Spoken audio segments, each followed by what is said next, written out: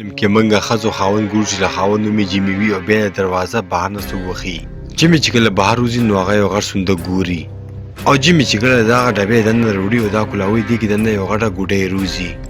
یوه داسې ګوډۍ چې انسان په غېږ کې نیولې وي او شوق یې په دې معنی خبرې کوي خو خوله خپله خوځوي او دا په لاسونو خوځوي.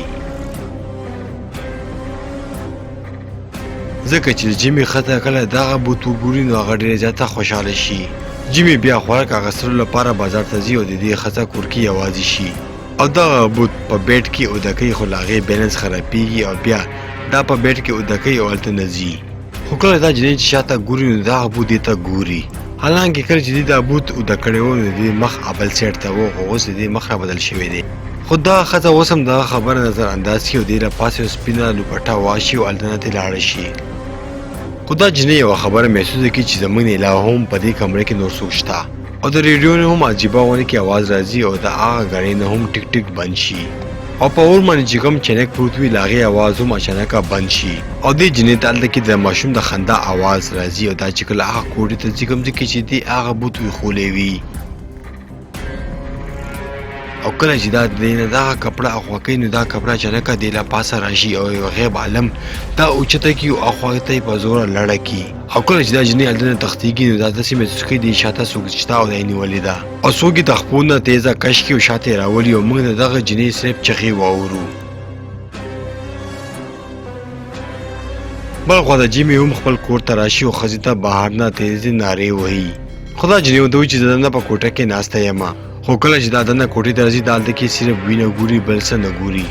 دا یو ځل بیا خپلې ښځې ته وایي چې ته چېرته یې خو هغه ورته بیا وایي چې زه دننه په کوټه کې یم او راشه. خو دا چې کله دننه کوټې ته راځي دا هلته کې سپین څادر ګوري کوم چې د دې ښځې په هغه بوت باندې اچولی و او چې کله دا څادر اخوا کوي نو د دې ښځه پرته وي او چا مړه کړې وي او تر دې پورې چې دې نه چا ژبه هم کټ کړې وي. بیا هلته کې پولیس راځي او جیمي ګرفتاروي او ځان سره یې وړي او پولیس دغه شک کوي چې دې خپله ښځه مړه کړې ده خو پولیس سره څه ثبوت نه وي د دې خلاف او دا هغه پرېږدي. جیمي ډېر زیات خفه وي چې خپله ښځه یې مړی او دا یو ځل بیا هلته کې کور ته راځي او هغه ډبې ګوري. دا په هغه ډبې کې یو نوم ګوري چې چا لیکلی وي چې هغه وي میري شاه. شپې چې کله جیمي ویده کېږي نو دا هغه ګوډاګۍ وري چې ته مخامخ ناست وي او د دې سترګې خوځېږي کومه چې جیمي ډېر زیات ویرېږي او هغه بوت یو ځل بیا دې ته مخامخ راشي. جیمي هلته کې ډېر زیات ویرېږي او د کمرې لایټ بل کړي خو جیمي چې کله ګوري نو هغه بوت هلته نه تښتېدلی وي. بل ورځ جیمي خپلې ښځې ښخوي او هلته کې قبرستان ته ځي خو دا چې کله واپس راځي دا په لاره کې یوه بوډۍ ښځه ګوري.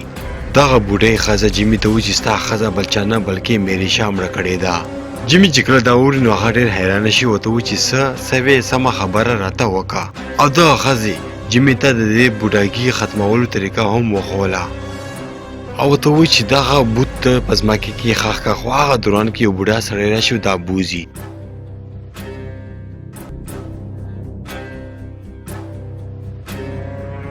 جیمي بیا همدغه شانتې کوي او ډایرکټ کور ته راځي او هغه بوت په خپل ګاډۍ کې اچوي او یو قبرستان ته بیا دا ځي.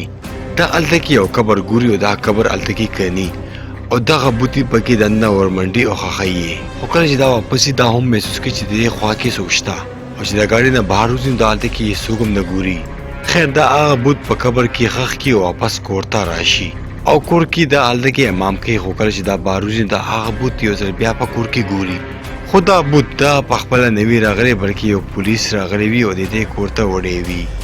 کوم چې د جیمي له ښځې په کیس کې دې باره کې معلومات کوي او د چې زما په خیال دغه بوت ستا له ښځې په کیس کې ډېر زیات کردار ادا کولی شي ولې چې کله ستا ښځه چا مړه کړه نو دغه بوت صرف په دې کور کې موجوده و نو ته اخر ولې دغه بوت په قبر کې ښخ خو لږ ساعت بس موږ هغه بوډا سړی ګورو او هغې ته شاته نه څوک اواز کوي او جیمي دا بوت دلته کې پرې غوسه وي خو د دې ښځه هغه بوت سره خبرې کوي او کله چې دغه بوت وګوري نو دا راشي دا اوچت کړي ورته وایي چې دا زه وړم او خپل اصلي ځای ته یې بوځم او کله چې دا سړی څه اوزار اخلي او دا ښخوي نو دا بوت دې ته په غور سره ګوري او لږ ساعت پس دې کې شیطاني روح ننوځي او دا سړی چې کله وګوري هغه چغه کړي او چې څوک هم د دې مخامخ چغه وي هغه مړ کېږي او دا بوت دې سړي نه هم ژبه وخوري ولې چې دې ډېر زیات حال جیمي ته ویلی و. بل خوا د جیمي هغه ځای د دې کوم ځای کې چې په دې ګوډاګي پخوا شوګانې کولې او دا ځای اوس ډېر زیات ویرانه شوی وي ولې چې دا هلته کې و دا شوګانې بندې شوې وي. جیمي د کیسه کاغذونه ګوري کوم کې چې دا یو ماشوم ګوري چې دی بلا په خوا مړ کړی وي او دا بل څوک نه بلکې د جیمي غلطره زوی وي. دې نه پس جیمي یو ځل بیا خپل پلار ته ځي او هغې ته وایي چې ته ماته حقیقت ووایه. د جیمي پلار دلته یوه کیسه کوي او ورته وایي چې کله پخوا زما یو ورور ورک شو نو ستا نیکه اډر ورکړو چې دغه بلا ونیسئ او مړی یې کوي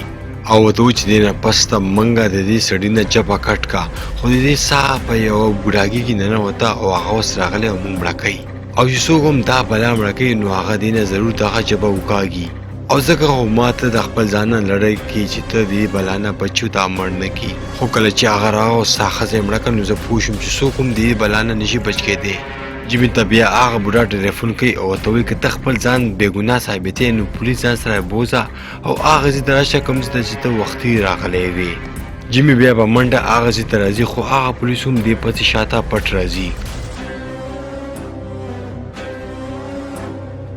خو کله چې دوی دواړه هلته کې راځي دا هلته کې ډېر زیات ګوډاګي ګوري چې یو شانتې وي کوم چې دغه پولیس د قبرونو روکاږلي وي او دلته کې یې لګولي وي او ډېر ښایسته په شیشو کې پراته وي او دا ټول یو شانتې وي. بیا هلته کې جیمي د خپل نیکه رور ګوري کوم چې 18 کاله مخکې دې بلا مړه کړې وه او دلته کې راوړې وي او تړلې وي.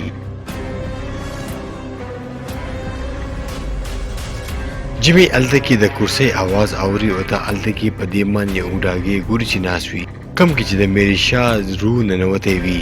جیمي چې کله دا وګوري دا پوه شي دې نه تپوس وکړي چې تا ولې زما ښځه مړه کړه. میریشا دې ته ووایي چې ستا ښځه بیماره وه او ډېر زر